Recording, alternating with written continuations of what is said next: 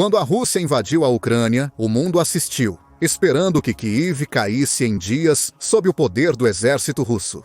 Mas, mais de 2 anos depois, a Ucrânia não apenas sobreviveu, mas superou a Rússia em várias ocasiões.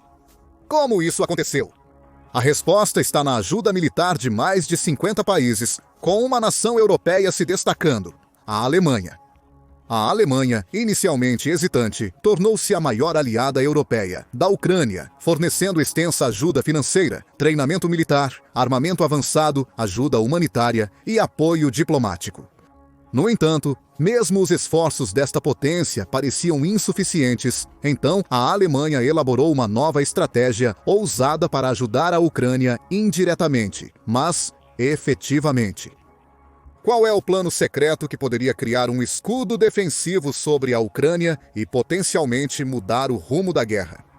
Neste vídeo, revelaremos a ousada estratégia da Alemanha de usar os sistemas de defesa aérea da OTAN, as manobras geopolíticas por trás do plano e sua viabilidade a longo prazo.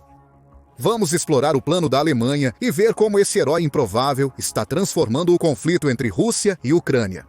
A Alemanha pretende usar sistemas de defesa aérea da OTAN para derrubar drones russos no oeste da Ucrânia, criando uma espécie de zona de exclusão aérea na região.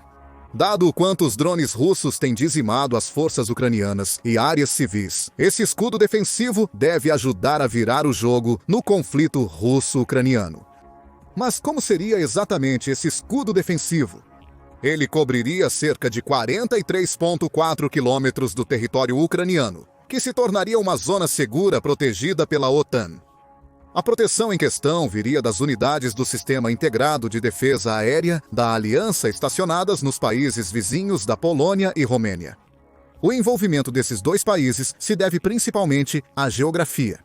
Eles estão a oeste da Ucrânia, onde a zona segura deve ser estabelecida. Os sistemas de defesa seriam posicionados o mais perto possível da fronteira ucraniana. Agnieszka Brugger, membro do Bundestag alemão e vice-presidente do grupo parlamentar Alliance 90 nos Verdes, sugere implantar sistemas de defesa aérea nas fronteiras dos países vizinhos à Ucrânia, para proteger também as regiões ocidentais ucranianas. Anton Hofreiter, colega do Bundestag e da Aliança 90, os Verdes, especificou que os países fronteiriços mencionados deveriam ser Polônia e Romênia. Suas palavras exatas foram que a possibilidade do espaço aéreo ucraniano ser protegido por sistemas na Polônia e Romênia não deve ser descartada a longo prazo. O longo prazo é crucial, já que a Alemanha ainda não recebeu autorização para entrar na Ucrânia desta forma. Mais detalhes adiante. Por agora, vamos discutir como surgiu a ideia de entrar no espaço aéreo ucraniano. O Irã atacou Israel em 13 de abril de 2024, disparando mais de 300 mísseis e drones armados contra o país. Apesar da barragem, Israel conseguiu desviar grande parte do ataque com um sistema de defesa aérea em várias camadas, composto por 170 drones, 110 mísseis balísticos e 30 mísseis de cruzeiro. Porém, esse sistema de defesa não é o principal motivo pelo qual a Alemanha considerou instalar um sistema de defesa aérea na Ucrânia. A resposta dos aliados de Israel inspirou os alemães a propor a entrada no espaço aéreo ucraniano. A primeira linha de defesa de Israel foram os caças F-35. Você provavelmente conhece bem este jato. Afinal, estamos falando dos jatos de combate possivelmente mais avançados do mundo. Os caças Stealth F-30 e 5 Lightning II foram originalmente produzidos pela Lockheed Martin. Eles logo chamaram a atenção de Israel, graças às suas avançadas capacidades de furtividade, processamento de informações e uma impressionante velocidade supersônica de Mach 1.6. De acordo com a diretora executiva da Lockheed Martin, Marilyn A., esses jatos podem carregar até 18 mil libras de armamento interno e externo. Hilson se referiu como modo fera. Não surpreende que Israel se tornou o segundo país, após os Estados Unidos da América, a adquirir 50 jatos F-35. No entanto, o país, desde então, fez mudanças significativas no modelo, fabricando suas próprias asas e sistema de guerra eletrônica. A variante subsequente do F-35 israelense foi nomeada Adir, que significa o poderoso em hebraico. A força do jato estava em plena exibição em abril de 2024, quando essas maravilhas tecnológicas foram enviadas para interceptar projéteis lançados dos territórios do Irã, Iraque, Síria e Iêmen.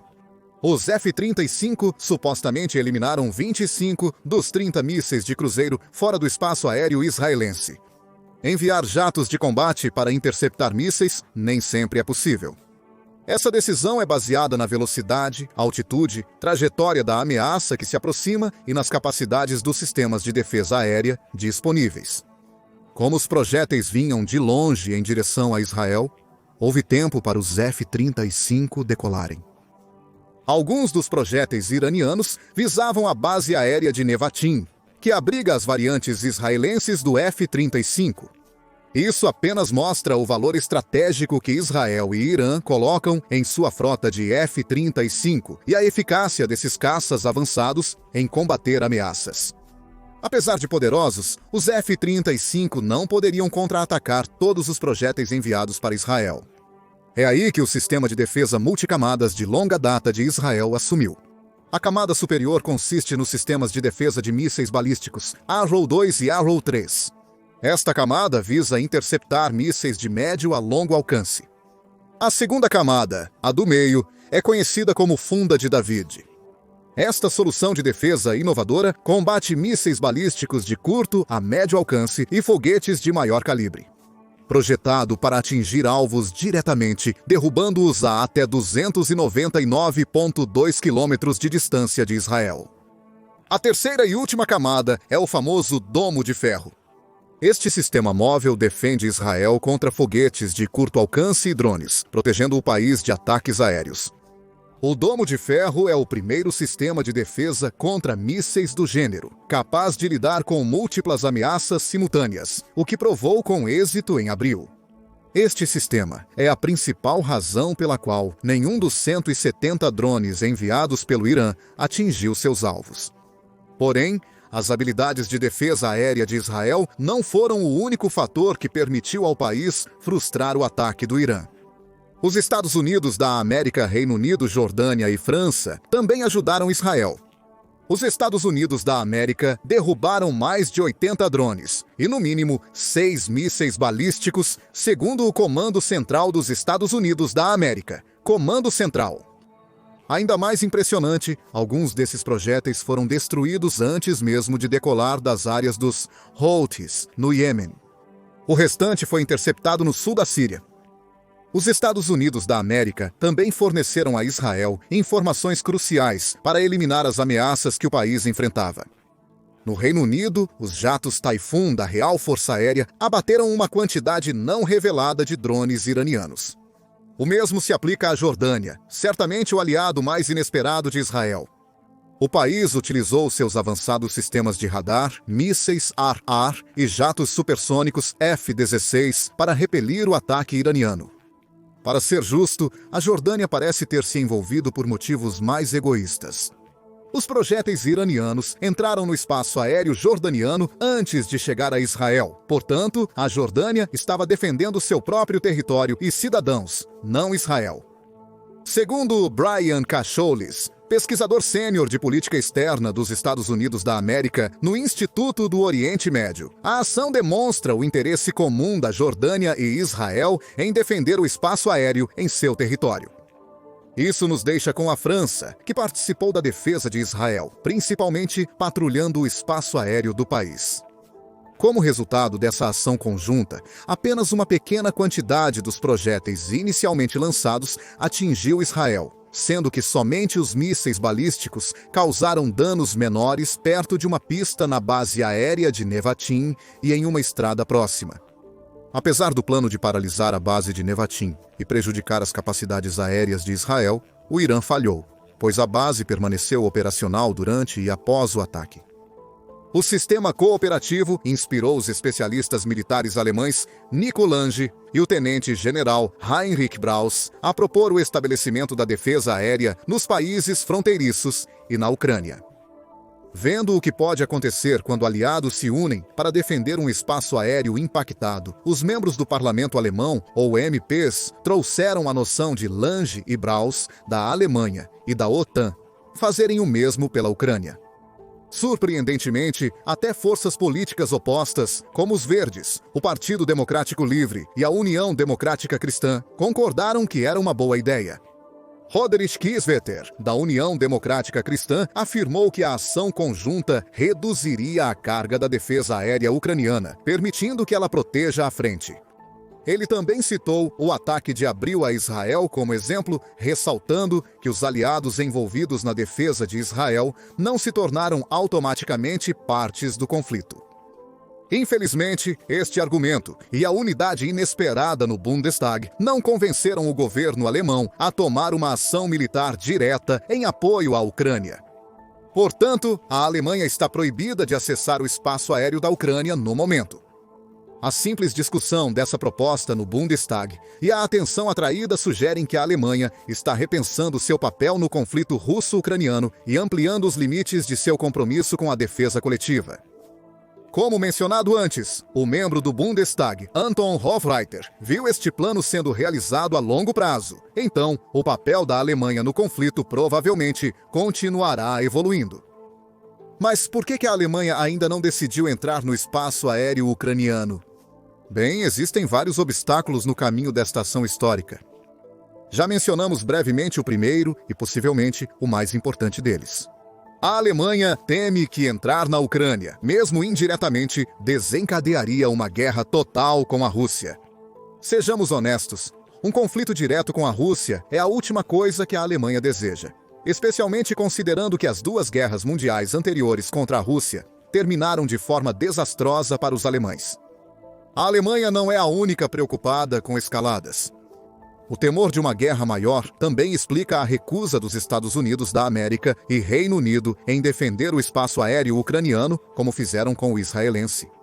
O secretário de Relações Exteriores do Reino Unido, David Cameron, afirmou que o envio de forças da OTAN poderia escalar para uma guerra europeia mais ampla. Os Estados Unidos da América explicaram sua recusa em se envolver de forma diferente, sem temer um adversário. Quando questionado sobre a proteção do espaço aéreo ucraniano, com os sistemas de defesa dos Estados Unidos da América, John Kirby, coordenador de comunicações estratégicas do Conselho de Segurança Nacional da Casa Branca, destacou as diferenças entre os cenários da Ucrânia e de Israel. Ele resumiu sua diferença em 7 palavras: conflitos, espaço aéreo e padrões de ameaça diferentes. E, para ser justo, Kirby está certo. Proteger a Ucrânia seria significativamente mais desafiador do que defender Israel de uma perspectiva puramente militar. A Ucrânia compartilha uma fronteira mais longa com a Rússia, e a zona de conflito é vasta, com várias frentes e linhas de batalha em constante mudança.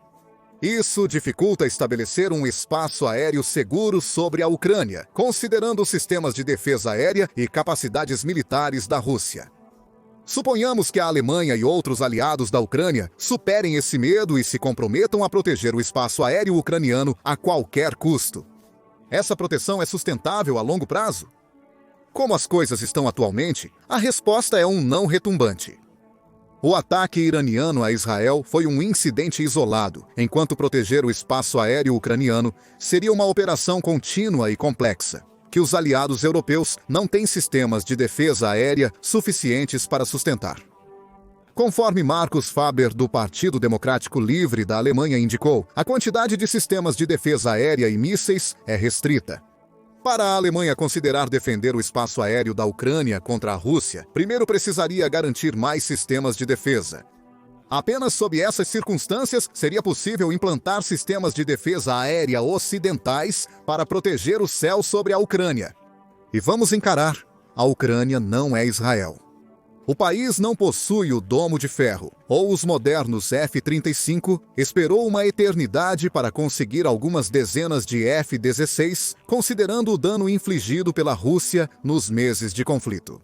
Ao considerar esses fatores, fica claro o quão desafiador seria proteger o espaço aéreo da Ucrânia. É ainda mais preocupante ao considerar que os drones russos parecem continuar chegando. O país está investindo fortemente em drones kamikazes, projetados para carregar explosivos, sobrevoar o alvo e depois colidir contra ele.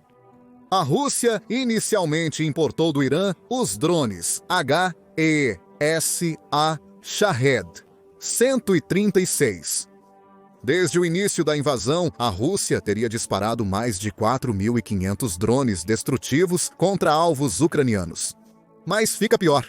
A Rússia planeja produzir 6.000 desses drones em instalações domésticas até o verão de 2025, o que não é um bom presságio para a já enfraquecida defesa aérea da Ucrânia. Obviamente, a Ucrânia não está ociosa. Os drones ucranianos estão se tornando mais inteligentes para evitar a interferência dos sinais russos. Isso permite à Ucrânia realizar medidas defensivas mais eficazes, evidenciando seus esforços contínuos para se adaptar à ameaça em evolução da Rússia. Por quanto tempo a Ucrânia consegue resistir sozinha? Certamente não por muito tempo. As taxas de interceptação de drones do país estão caindo muito, principalmente pelo grande número de drones sendo implantados pela Rússia. Isso bastará para motivar a Alemanha a prosseguir com a entrada na Ucrânia. Parece plausível, mas ainda está longe de acontecer. A Rússia já acusou a Alemanha de entrar na guerra da Ucrânia, então o país pode muito bem se envolver diretamente. A acusação veio em março de 2024, após o vazamento de uma conversa entre altos funcionários alemães. Funcionários discutiram planos de guerra em uma linha telefônica não segura, violando protocolos básicos de comunicação segura. Como esperado, a Rússia interceptou essa ligação. A chamada foi gravada e vazada através da Russia Today, a mídia estatal russa. Durante a chamada, os oficiais alemães discutiram enviar mísseis Taurus para a Ucrânia e o impacto potencial na guerra. Um alvo potencial desses mísseis seria a altamente protegida Ponte da Crimeia, que conecta a Rússia à Crimeia. Como resposta à conversa vazada, a Rússia convocou o embaixador alemão Alexander Graf Lambsdorff e registrou um protesto oficial. O país interpretou essa conversa como evidência de que a Alemanha realmente buscava se envolver na guerra na Ucrânia, levantando dúvidas sobre a autoridade do chanceler alemão Olaf Scholz no parlamento. A resposta da Rússia também definiu claramente seus limites quando se trata do envolvimento da Alemanha na Ucrânia. Enviar os mísseis Taurus significaria que a Alemanha está entrando na guerra, o que provavelmente provocaria uma resposta adequada da Rússia. Mas o que torna os mísseis Taurus uma ameaça tão grande para a Rússia? É simples, na verdade. Os mísseis Taurus, criados em parceria pela Alemanha e Suécia, são um dos sistemas de armas mais avançados atualmente. O míssil mede cerca de 5 metros, pesa 1,4 toneladas e pode ser lançado de jatos de combate. Quando disparado, ele atinge velocidades de até 1.169 km por hora, próximo à velocidade do som, e localiza alvos a até 482 km de distância. Além disso, este míssil de longo alcance voa a apenas cerca de 35 metros de altitude, tornando-o quase impossível de ser detectado por radares. A Alemanha usa mísseis Taurus para lidar com alvos de alto valor, como postos de comando inimigos e bunkers. Os mísseis Taurus conseguem penetrar diversas paredes de concreto reforçado antes da ogiva detonar, tornando bunkers vulneráveis ao seu poder. Atualmente, a Alemanha tem cerca de 600 mísseis Taurus, 150 dos quais estão prontos para implantação. Mas, como as coisas estão, a Ucrânia não verá um único desses valiosos mísseis. Mesmo antes da chamada vazada, Scholz estava firme em não enviar mísseis Taurus para a Ucrânia, e ele manteve essa posição várias vezes. Por quê? Por causa de um medo profundo da Rússia, de acordo com muitos especialistas. Embora ele descreva sua posição como prudência e não fraqueza, é abundantemente claro que ele acredita que fornecer à Ucrânia esta arma provocaria Putin a tal ponto que ele provavelmente retaliaria contra a Alemanha. Resumindo, há duas coisas que a Alemanha não pode fazer para ajudar diretamente a Ucrânia. Ela não pode entrar em seu espaço aéreo ou enviar mísseis que mudam o jogo. Além disso, ela não pode entrar na Ucrânia convencionalmente, enviando tropas.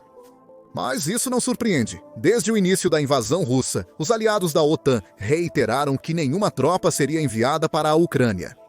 Afinal, o país não é um membro da OTAN, o que limita severamente as obrigações formais da aliança em fornecer apoio militar. O envio de tropas para a Ucrânia gerou polêmica após uma declaração do presidente francês Emmanuel Macron, em fevereiro de 2024. Macron afirmou: "Não há consenso hoje para enviar tropas terrestres oficialmente, mas nada está descartado." Ele afirmou que farão o necessário para impedir que a Rússia vença esta guerra. Claro, essas declarações causaram um grande impacto em toda a Europa. Macron não pareceu muito abalado ao reafirmar essa possibilidade em maio de 2024. Você disse exatamente: "Não estou descartando nada, porque enfrentamos alguém que também não descarta nada." Mas, ao contrário de Macron, Scholz descartou essa possibilidade, alto e claro. Scholz disse: "Não haverá tropas terrestres, nenhum soldado em solo ucraniano enviado por estados europeus ou estados da OTAN." O secretário-geral da OTAN, Jens Stoltenberg, ressaltou que não há planos para tropas de combate da OTAN na Ucrânia. Isso aumenta para 3 as coisas que a Alemanha não pode fazer pela Ucrânia. Mas, só porque a Alemanha não pode entrar na Ucrânia ainda, não significa que está deixando o país se defender sozinho. Como mencionado, a Alemanha é o maior doador individual da Ucrânia na Europa. Então, em vez de nos concentrarmos em todas as coisas que a Alemanha não pode fazer, vamos revisar o que o país pode fazer, e já fez, até agora. Número 1. Fornecer ajuda militar. Embora a Alemanha possa não enviar mísseis Taurus para a Ucrânia, isso não diminui a enorme ajuda militar que o país já forneceu.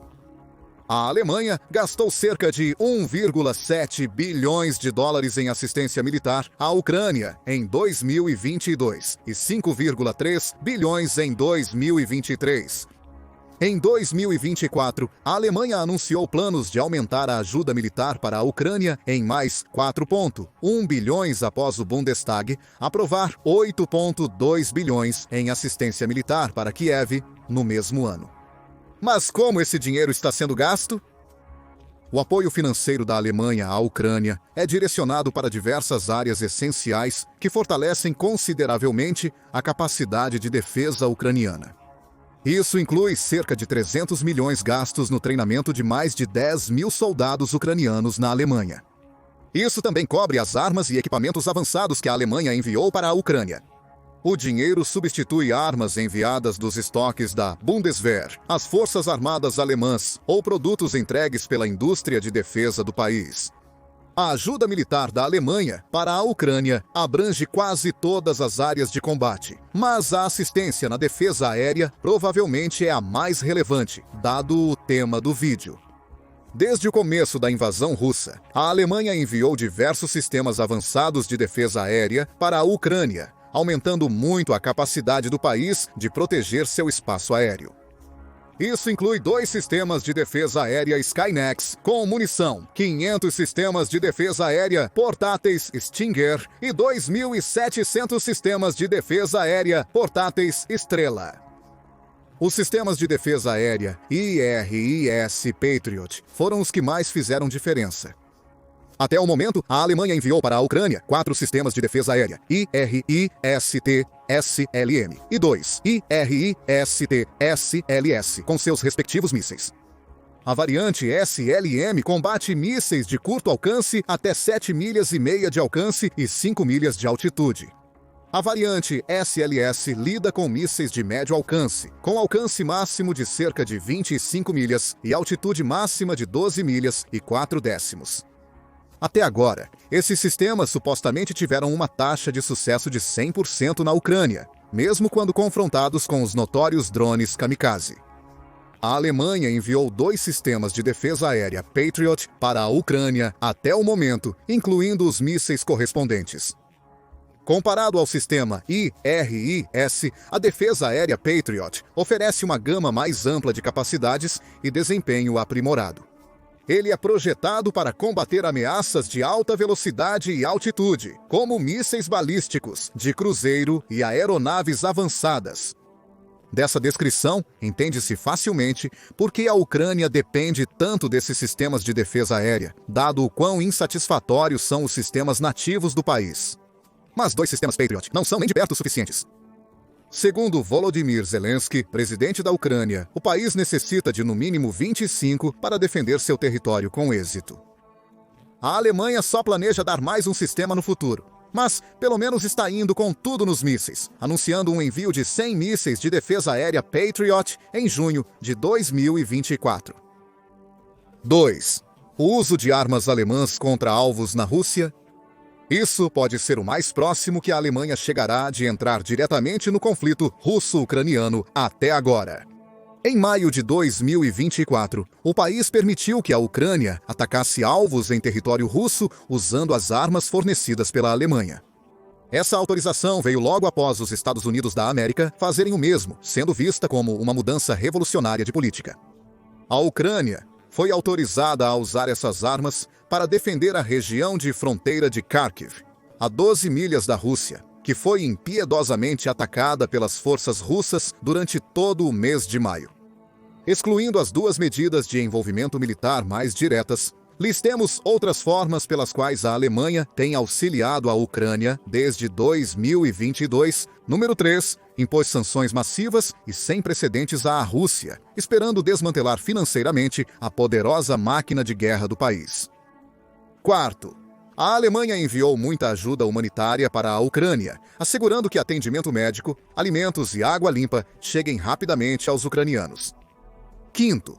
A Alemanha forneceu ajuda financeira direta à Ucrânia para estabilizar seus sistemas financeiros durante o conflito atual. 6. Autoridades alemãs têm pedido insistentemente a aliados para aumentar a ajuda à Ucrânia, enfatizando a defesa aérea. Apesar dos apelos aparentemente não terem garantido os cruciais sistemas de defesa aérea, muitos países fizeram promessas menores em resposta aos esforços da Alemanha.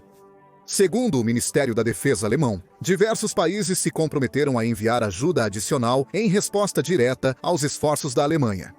Bélgica, Canadá, Dinamarca, França, Lituânia, Noruega, Países Baixos, Romênia, Espanha, Reino Unido e Estados Unidos. Número 7. A Alemanha prometeu ajudar a reconstruir a Ucrânia e já está planejando apoio nacional e internacional de curto e longo prazo. Número 8. A Alemanha tem ajudado ativamente os refugiados da Ucrânia, apoiando-os financeiramente e protegendo-os socialmente. A Alemanha apoiou os esforços do Tribunal Penal Internacional para documentar os crimes de guerra russos na Ucrânia, tanto financeiramente quanto na coleta direta de evidências. Esta extensa lista nos deixa com uma única pergunta: de onde vem a enorme disposição da Alemanha em ajudar a Ucrânia? Especialistas veem o apoio alemão como resultado do seu compromisso com o direito internacional, os direitos humanos e a simpatia pelo povo ucraniano. Porém, analistas pragmáticos indicam uma combinação de fatores estratégicos, econômicos e políticos que motivam o extenso apoio alemão à Ucrânia.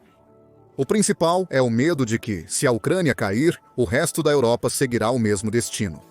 Segundo Annalena Baerbock, ministra das Relações Exteriores da Alemanha, apoiar a Ucrânia mantém a guerra longe de nós. Alguns afirmam que a Alemanha não consegue se livrar da culpa da Segunda Guerra Mundial, o que influencia sua política externa e seu compromisso com a paz e a estabilidade. Mas em qual campo você está? Por que você acredita que a Alemanha está ajudando a Ucrânia tão extensivamente e você vê o país entrando na Ucrânia, direta ou indiretamente, em breve? Compartilhe suas opiniões na seção de comentários abaixo. Confira agora: a Alemanha quer se envolver na guerra da Ucrânia, ou clique neste outro vídeo.